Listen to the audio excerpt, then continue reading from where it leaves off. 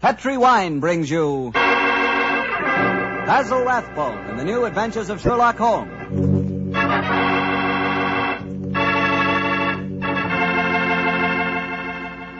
The Petri family, a family that took time to bring you good wine, invite you to listen to Dr. Watson tell us another exciting adventure he shared with his old friend, that master detective, Sherlock Holmes. And say, if you'd like to try a new adventure in good eating, will you just make sure that your dinner tomorrow night includes a bottle of Petri California Burgundy. Petri Burgundy is the ideal wine with any kind of meat or meat dish.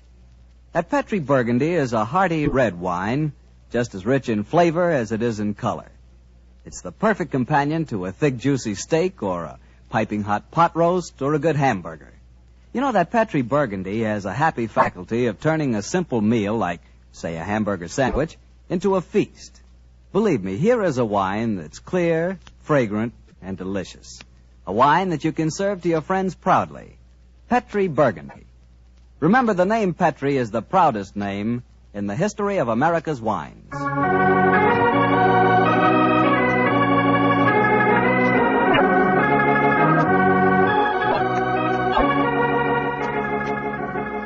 And now let's join our good friend, Dr. Watson. I'm out here on the patio, Mr. Bartell. Well, I see you're making the most of a wonderful evening, Doctor. Oh, yes, my boy. It's pleasant to sit out here on a summer's night with a good friend and a pipe, a bottle of wine. Help yourself to a glass and sit down. Well, thank you, sir. All ready with tonight's new Sherlock Holmes adventure, Doctor? Yes, and a strange story it is. It was in the autumn of 1899, Mr. Bartell, that I decided both as doctor and friend that Sherlock Holmes was in desperate need of a holiday. He'd really been overdoing it, huh? Oh, yes, my boy. It had been an unusually busy year, and at the time my story begins, Holmes was suffering from complete exhaustion. So, my boy, towards the end of October in that year, we found ourselves in the charming city of Kazanlak, capital of the small Balkan kingdom of Grozny. A few nights after our arrival, I remember Pavlu Krasnodar, Groznian minister of police, took us to hear the singing of a certain young Hungarian opera star, Miss Lily Rayner, who was then touring Europe. At our table was her fiancé, the charming young aristocrat Prince Stefano. And it was very easy to see as he sat there listening to the song that the boy was head over heels in love. It was a haunting melody that she sang, Mr. Bartell. I can almost hear it now.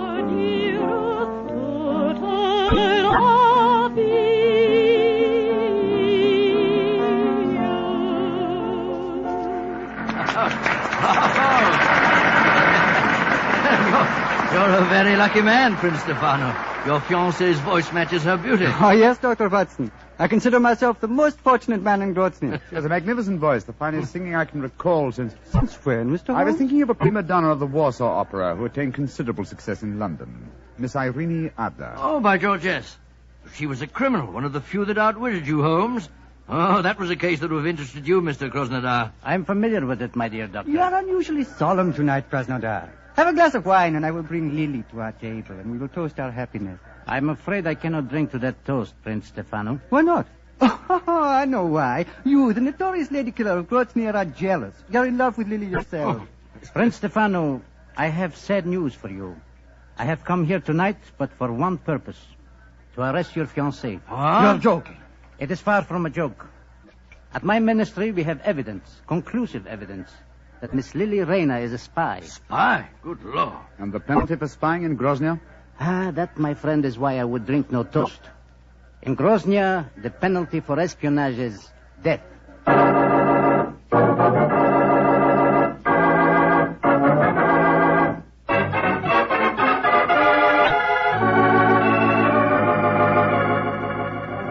Yes, I know, but Holmes, you must do something to save that girl. You can't just turn in for the night without trying to help her in some way. They might shoot her in the morning. Krasnodar's no fool. Since he's made the arrest, obviously he has a watertight case against the girl. I suppose so. One last pipe. You know, Holmes, I couldn't understand her fiancé's behavior. He didn't do a thing. Just stood there and let Krasnodar arrest the girl. What could he have done? Krasnodar is commissioner of police. There was no point in arguing with him until the evidence had been examined. I imagine the prince will try and pull some political strings. After all, Grozny... Come in. Oh, who's this now? Oh, You wish to speak to me? Mr. Sherlock Holmes, I've come to talk to you about my baby. My name is Martha Greggett. Your baby? Mr. Holmes doesn't... Oh, my baby, she is 20 years old, and she is flaxen-haired and beautiful. Oh, that's an entirely different matter. We'll be delighted to help you, delighted. Sit down, won't you? On whose behalf have you come to me? Poor Lily Rayner. Lily Rayner? Well, that's the girl who's arrested tonight. I am only her dresser. And yet I'm Martha Greggett. I'm her mother and father. I have toured Europe with her ever since she left Vienna. She sent you to me tonight, I suppose. Yes, Mr. Holmes. She said you would understand. What does she mean by that, I wonder?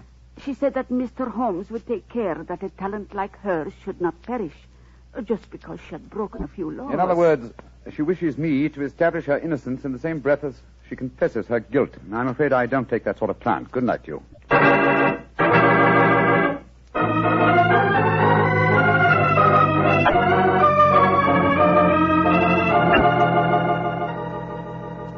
Mr. Holmes, Dr. Watson, I am glad that you came to my office this morning. I can show you the proof of Miss Lily Rayner's guilt. As distinguished foreigners, I should like you to know that though the penalty for political crimes is swift and severe, we are most careful that the incriminating evidence is beyond question. You see these letters? Yeah. We found them sewed into the bodies of her gown. Oh, good gracious me. They're a series of highly dangerous letters from Joseph, the leader of the Revolutionary Party with whom she is obviously hand in glove. Here, you may examine them if you wish. Right. They look like Greek to me. My knowledge of the Grosnian language is far from perfect, but these letters certainly seem to incriminate their owner beyond doubt. You will observe that the letters have followed her to each of the cities in which she has been singing. All of them ask questions as to the military garrisons and the chances of a successful revolution. She has been a dangerous spy. Yes, I can see that, sir. But even so, isn't the death penalty excessively severe, particularly for a woman? Dr. Watson, the Balkan states are a hotbed of European intrigue. Our penalties must be severe, and we cannot make concessions to the sex of a culprit. This man Joseph, the writer of these letters, have you been able to find any trace of him? None. If only we could. But we have never even seen the man. However, we are fortunate to trap his assistant and apparently the lady of his choice. Lady of his choice? But she was engaged to Prince Stefano. Undoubtedly a blind. In her home, we found an unsigned love letter in English. It was in the same handwriting as these letters from Joseph. Are you satisfied, Watson? Well, I suppose. Obviously, she's guilty.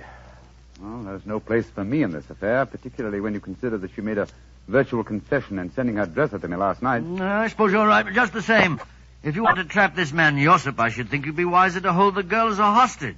It might bring him on the scene if he's afraid she'll talk. If you hang her, you'll never find him. Dr. Watson, in my country we found that prompt justice gets the best results. And for your edification, we do not hang in Grozny. The death penalty is exacted at the hands of a firing squad. And when is the execution to take place? You have timed your visit well, my friends. Please to step onto the balcony. Oh, dear.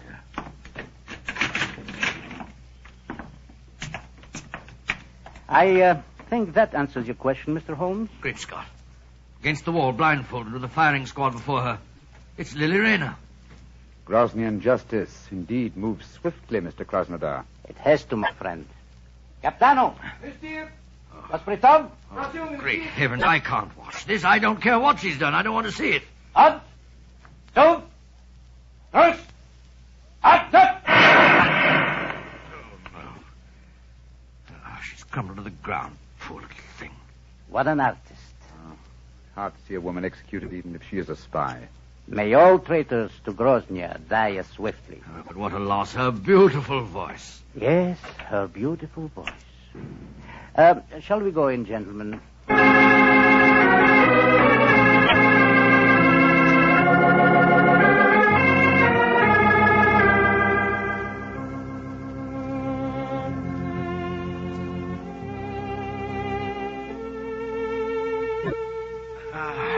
You know, Holmes, I can still see that poor girl as she crumbled before the firing squad. So can I, old chap. That's her song you're playing, isn't it? Yes. The melody still haunts me.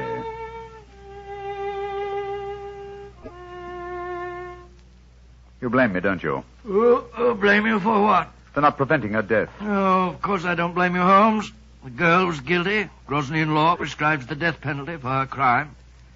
After all, what could you have done about it? Nothing. Absolutely nothing. And yet... And yet what? I wonder if she was right. I wonder if artistry such as hers isn't of greater value to humanity than spying in any cause. It's not much good worrying about that now, is it? The girl's dead and buried.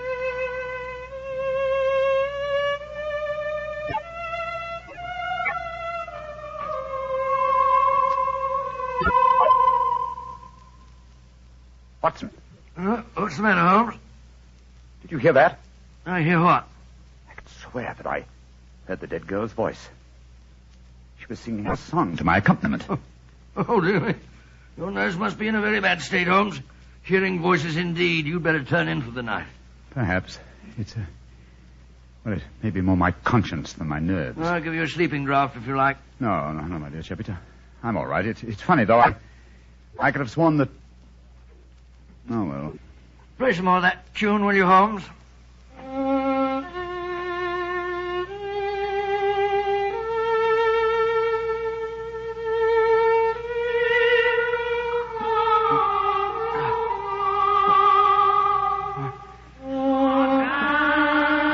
Great heavens! Uh-huh. You heard it this time, eh, Watson? Of course I did. It was her voice. There's no mistaking it. Holmes, I don't believe in ghosts, and yet I could swear... Listen. Good Lord. It is her. Shh. Avenge my death. Do not let them go and punish the kill me. Who are you? Where are you? In the air about you. Avenge my death. Strike a match, Sherlock Watson. Holmes. Strike a match. Light the gas. Look. There in the moonlight, moving past the window. It's the figure of that girl that was shot to death. A match, Watson. I'll guard the door. There. Gas is lighted, but she's vanished, Holmes. And not by means of this door. We're standing in front of it. And there's no other exit from the room. Holmes, I don't like this. We're dabbling in the supernatural. Stop trembling, Watson. Whatever the explanation for this may be, one thing at least I find quite fascinating. And what's that? It's the first time in my career that I've ever had a ghost for a client.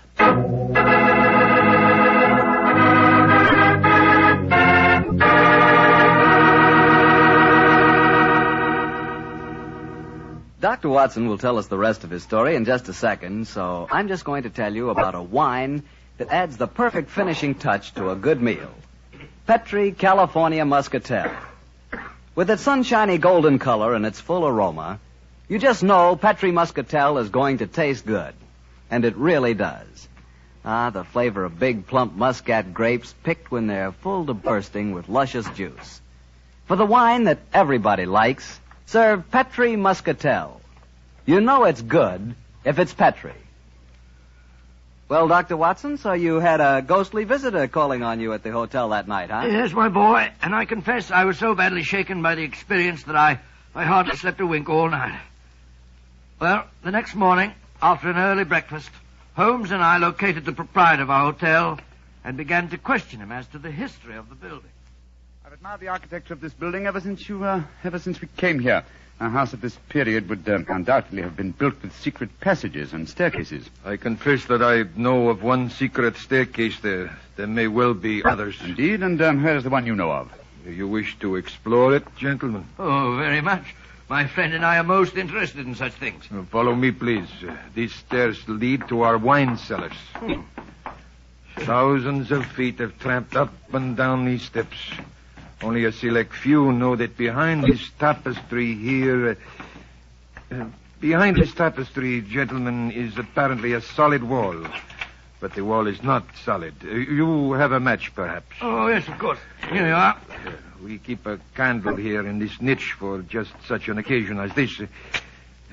So, please hold back tapestry, sir. Oh, I've got it. Thank you. Now, let me see. 1, 2, 3, 4. The fourth brick up from the stair. I press it so. And... Look, Holmes. Great Scott, a section of the wall swinging up. It's closing a stairway behind it. Ingenious. There, gentlemen. Allow me to give you the candle. But aren't you going to lead the way? No, sir. I'm not going to lead the way, thank you. I have owned this hotel for 32 years, and yet I have never explored this stairway. Why, sir? Is it reputed to be haunted? Yes, it is supposed to be haunted. The candle, gentlemen. Thank you. Yes, I'm much obliged to you. Come on, Watson. I shall wait here. I don't think I care for this, Holmes. Frightfully dark in here. Damp and mouldy, too. Look, Watson. Look here. This landing. Landing? Well, nothing but dust and cobwebs. Closer, old chap. There's the faint imprint of a woman's heel here. Oh, by George, yes. Shoes that have gone both up and down these stairs in the last 24 hours. Exactly. And there's a reverse print over here. This, my dear chap, I think accounts for the appearance and disappearance of our visitor last night. Yes, but Holmes, it was the singer, Lily Rayner. Yet we saw her shot yesterday morning. Rubbish, Watson, rubbish. What have we to do with walking corpses? Come on, old fellow. Let's see where this stairway leads us to. I know, but then what did we see if we didn't see a ghost last night? That, my dear chap, is what we have to find out. Wait a minute. Staircase ends here. That's strange. Yes, and against a blank wall. That doesn't make sense. And yet the entrance to this stairway was an apparent blank wall, too, remember? Let's see if the same formula will do the same trick here. What was it? Oh, yes. 1, 2, 3, 4. Yeah, 4 bricks up from the step. I press so and... Open sesame! The wall swinging back again. What do we see? Another tapestry. A tapestry that seems very familiar. Well, I should say so. This hidden door leads into your very own bedroom. Exactly, Holmes. my dear chap. Now we know beyond doubt how the apparent ghost made her appearance last night. Don't you suppose it must have been someone impersonating the dead girl? That, my dear fellow, is a question that can only be answered by calling on her fiancé, Prince Stefano. Let's go over and see him at once, shall we?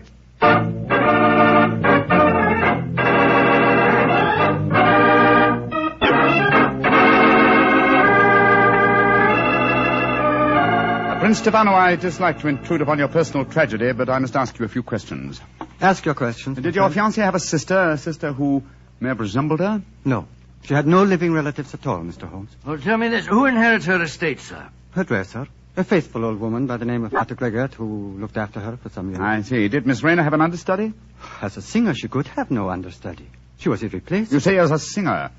Was she also an actress? Oh, but yes, Mr. Holmes. Oh, really? How very unusual for an opera singer. Quiet, Watson, please. The first time I saw her was in Tosca. She was not another Berna, but her performance was a very promising one, considering her age. In my country, of course, she was not able to appear in anything but opera because she could not speak Grosnian. She didn't speak Grosnian. Now I have the answer. The answer? Yes, to what? To this entire story, from the arrest of your fiancée to certain strange visitations at my hotel last night. What do you mean, Mr. Holmes? If you come to my hotel room tonight, my dear Prince, I can safely promise to make the whole matter clear to you. And I dare go a little further. I think that I can even help you find consolation in your bereavement.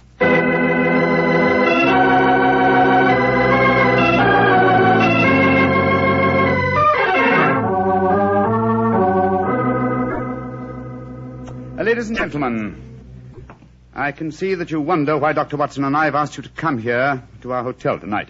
As Minister of Police, I should be stupid if I did not realize that since your other two guests are the Prince Stefano and Martha Gregor, the dead girl's dresser, that this meeting has some bearing on the execution of Miss Lily Rayner. I should prefer to say her murder. Ladies and gentlemen, if you please, I should like to make my own position in this matter quite clear. 2 nights ago, you, Martha, came to me on behalf of Miss Lily Rayner to solicit my aid. I, convinced that she was guilty, refused that aid. Yesterday morning, she died before a firing squad. Last night, her ghost appeared to me here in this room and asked me to avenge her death. Her ghost?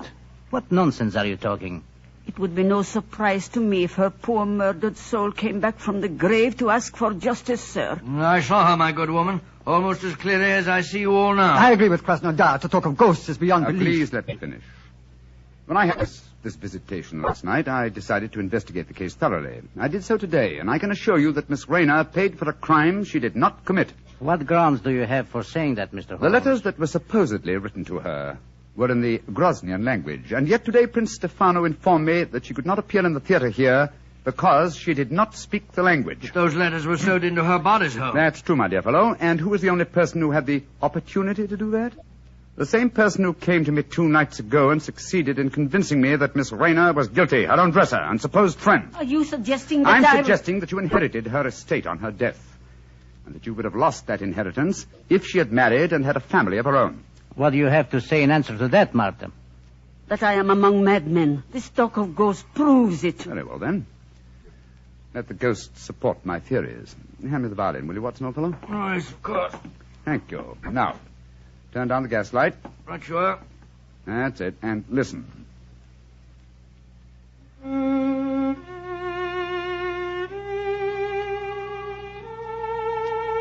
Yes. Yes. That's her voice. And that's her figure standing there in the moonlight, even though she's dead. Now, what do you say, Martha? Aren't you responsible for her death? If a ghost can sing, I'm sure it can also talk. I did do it. The letters belong to me. I sacrificed my own baby for gold. May heaven have mercy on my soul. A confession in front of 4 witnesses. Why not take her away, Krasnodar? We'll testify later. I will. Come with me, Martha. I killed my own baby. I deserve to die. Well, shall I turn up the gas, Holmes? Ask Prince Stefano. No. Do not turn it up. I've seen and heard the ghost of my beloved when the lights were down. I'm not afraid. Please play her melody again, Mr. Holmes.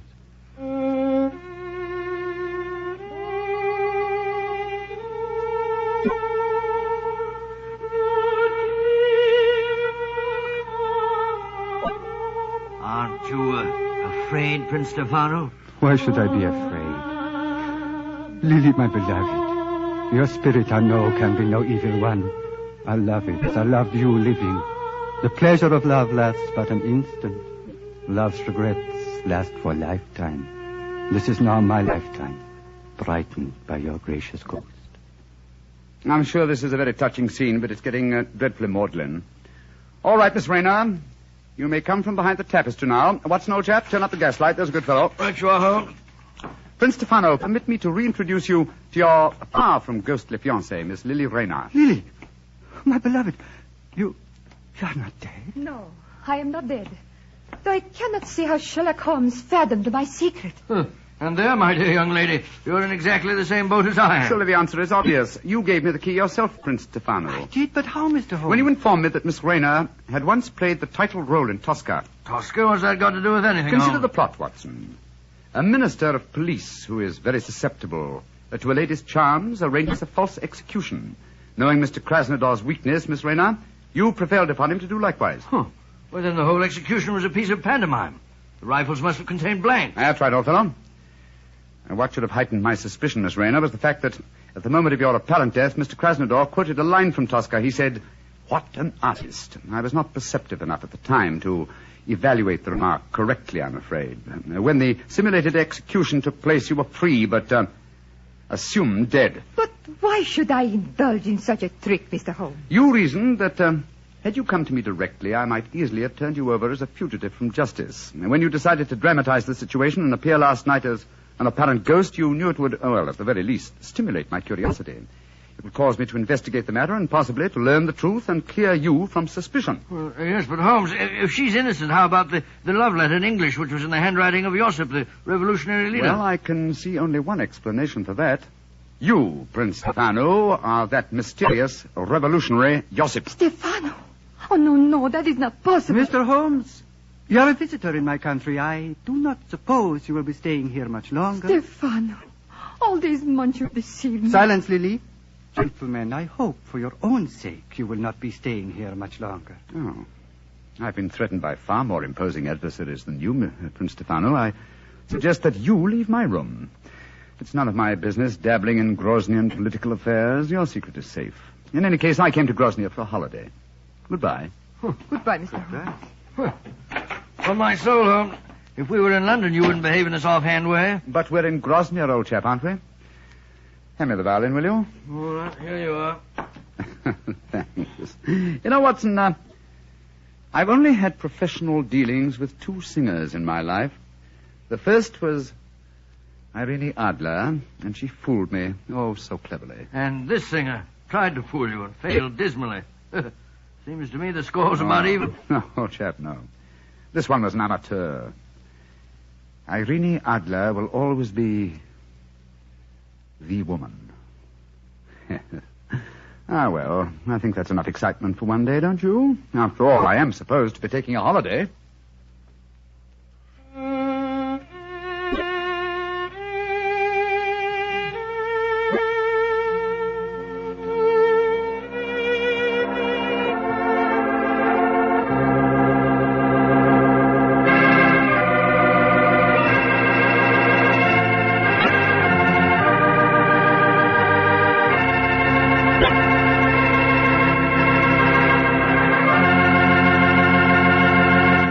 Doctor, that was a swell story. And I'll bet that you were a lot more interested in the beautiful Lily than your story tonight would have us believe. Well, of course I'm interested in a beautiful woman. But then what man isn't? Check. But don't worry about me, Mr. Bartell. You know, being a family man, I just naturally associate a beautiful woman and home. And that makes me think of hospitality. Well, what do you mean by that? Well, according to you, I'm interested in home life. You're primarily interested in wine. Put us together, and we're interested in... Wine in the home. Isn't that an important part of hospitality? That I admit. But remember, my interest in wine is entirely an interest in good wine. In Petri wine, to be exact. Because I know all about Petri wine. I know that the Petri family has been making wine for generations. With the Petri family, the growing of perfect sun-ripened grapes and the art of turning those grapes into fragrant, delicious wine is a heritage. It's a heritage handed down from father to son, from father to son. The skills of those generations of winemaking are evident in every drop of Petri wine. The name Petri on a bottle of wine is more than a trademark. It's the personal assurance of the Petri family that Petri wine is always good wine. But you'll discover that for yourself. You'll learn that no matter what type wine you prefer, you'll like it better when it's a Petri wine. Because Petri took time to bring you good wine. Well, Dr. Watson, what new Sherlock Holmes adventure do you have lined up for us next week? Next week, Mr. Bartell, I'm going to tell you a most unusual story in which Sherlock Holmes crossed swords with a famous Frenchman and proved that although the English have been called a nation of shopkeepers, that a murder did not always prove to be a good bargain.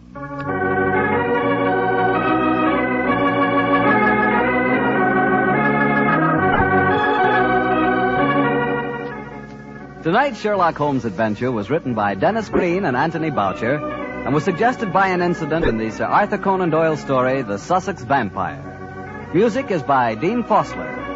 Mr. Rathbone appears through the courtesy of Metro-Goldwyn-Mayer, and tonight Dr. Watson was played by Mr. Joe Kearns, who substituted for Mr. Nigel Bruce. Mr. Bruce is scheduled to return to the program next week.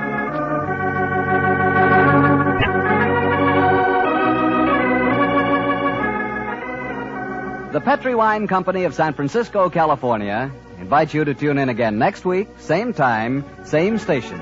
Sherlock Holmes comes to you from our Hollywood studio. This is Harry Bartell saying goodnight for the Petri family.